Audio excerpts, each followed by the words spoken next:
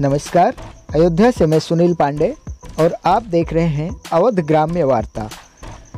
बीकापुर कोतवाली की अर्धवार्षिक निरीक्षण में आए एसपी ग्रामीण शैलेंद्र कुमार सिंह ने उस दौरान बीकापुर बाजार में वाहनों की चेकिंग भी कराई। इस दौरान उन्होंने लग्जरी गाड़ियों की सघन तलाशी ली और सीट बेल्ट बांधने के लिए निर्देशित किया।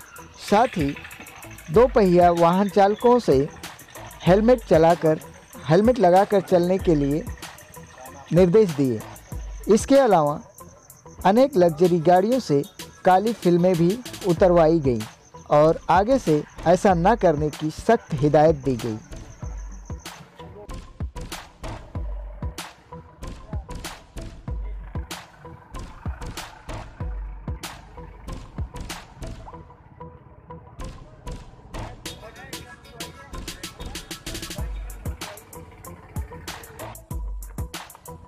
चाबी हिसाबों से कर रहे हैं, उंगलियां न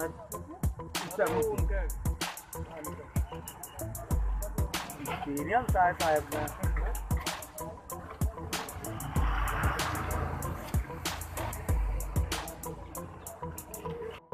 अयोध्या जनपद की खबरों से अपडेट रहने के लिए कृपया हमारे चैनल को सब्सक्राइब करें।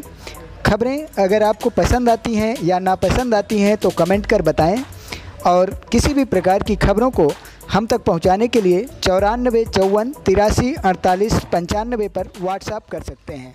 धन्यवाद।